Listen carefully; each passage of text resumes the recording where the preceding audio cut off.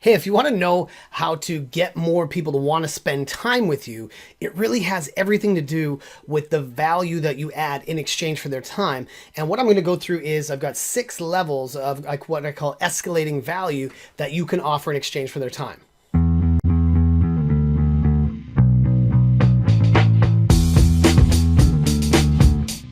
If you're ever frustrated with people not getting back to you, or people not showing up for appointments, or not being able to make contact, or just getting people to take action on something, then probably what you're doing is not giving them enough value in exchange for what you're asking for from them. And when we talk about selling in stages, I always talk about the great value exchange, whether they're a lead, a prospect, qualified prospect, all the way up through customer. Every time we want people to do something, we need to do something in exchange for that. Otherwise, they won't do it. And so what I've been working on the last little while, especially with my clients, is understanding what I call escalating value exchange.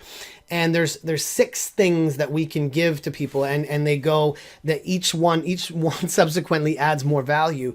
And we're going to talk about how to apply this. So the very bottom level is info, right? We're going to give them information. The second one is ideas. Right? We're going to give them an idea, something that they can think about. Then the third one is insights. The fourth one is going to be a resource or a tool.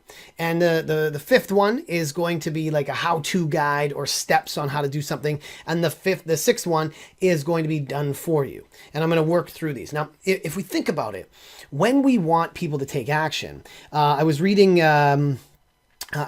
this split testing guide for marketing, and the truth is that in sales these days, the front end of your process, it used to be much easier. And I'm going to use this as an example. I have this awesome Chrome phone. I love this. This is what it used to be like in sales. Is the phone would ring, right? It would go like this, ring, ring, and you pick it up and you say hello, and they say, hey, I want to know about the thing that you have. You say, great, I have that here, and you're going to have to talk to me. Come in and see me, and this is what we're going to do. I have all the information. They would say, oh, okay, that's fair, and they would come and see you.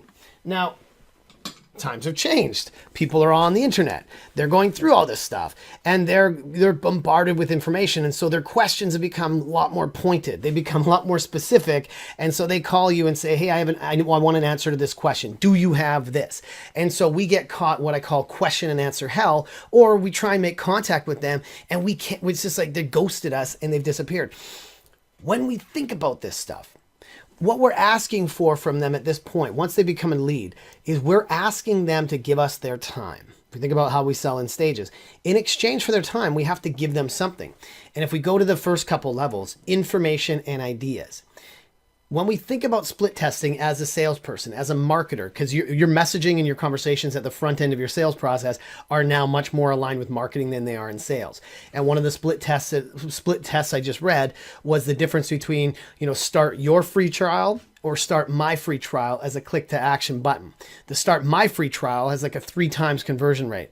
And likewise, if you go from your to my, or from my to your, it decreases by like 30%. The tip there is that you don't want somebody to have to do something. You want somebody to have to get something. So when we feel like we're going to get something, we're much more likely to take action because that's more fun. So when we think about the lowest 2 levels, information and ideas, man, everybody comes to us these days with information. So many people come to me with ideas saying, hey, Joe, I've got this great idea for an app. I've got this great idea for a business. I've got this great idea, blah, blah, blah. And what does that do for me if I'm going to get something or do something?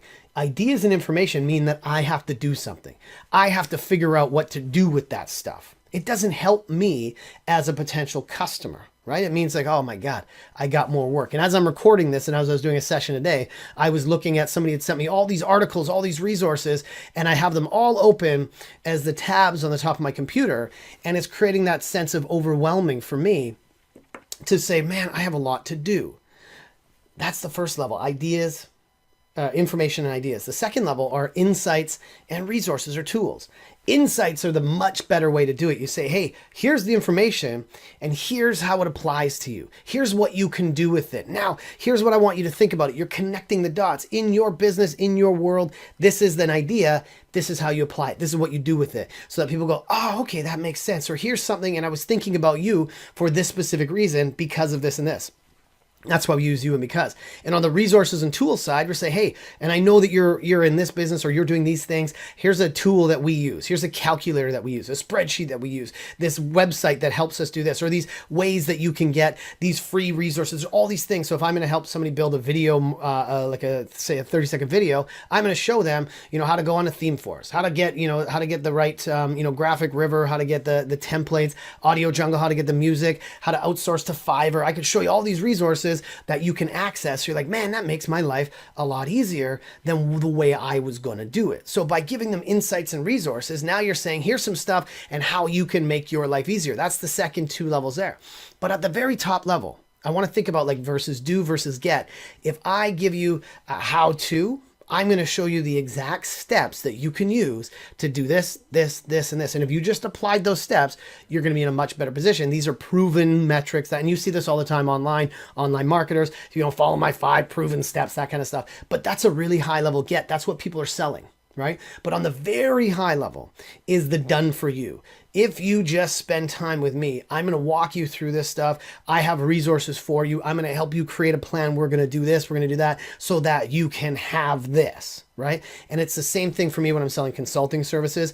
I'm constantly thinking about, and I want you to have this in your brain when you're having conversations, when you're emailing people, when you're speaking, when you're sending out stuff, texting, communication, voicemail, are you saying, hey, I have this information, I have these ideas, or you're saying, hey, you know what?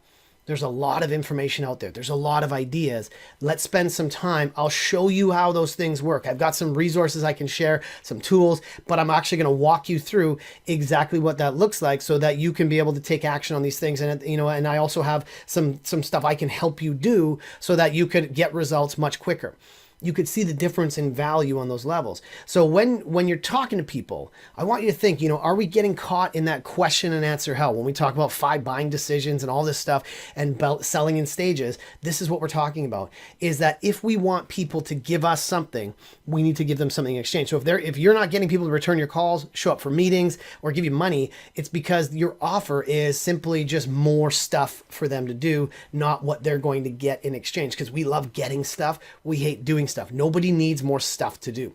So that's what I want you to apply. I want you to think about in your next bunch of conversations. And you're gonna find this. I'm gonna be like in your head, and you're gonna be thinking about this. Is when you're talking to them, are you just giving them information? Are you giving them ideas? I catch myself doing this all the time. Or are you saying, okay, that's what that is. Here's what it means to you. And here's how you can apply it. And actually, if you just did this, it would go like this. And so why don't we go through this, and I'm going to walk you through, and I'm going to show you how we've done this before, rather than just saying, here's a bunch of stuff, you make sense of it. I want you to do that in your conversations. Also, in your emails, it's natural it's great if you send somebody a resource. Hey, check out this awesome video. Don't just send them the video. Share with them an idea why you're telling them about this video. Then say, now here's what I saw in the video and what you can do with that. And we could actually help you do that exact thing by doing this, this, and this. Let's talk about how we can make that work for your business or as a customer, whatever it is. So I want you to think about that. If you start to apply those escalating value, you're going to see the results go up, and people are going to want to spend time with you because they're going to get stuff from you, not have to do something. I hope that helps you out. Go and apply it. Post your comments. Let me know what you're going to do with it. Talk to you soon.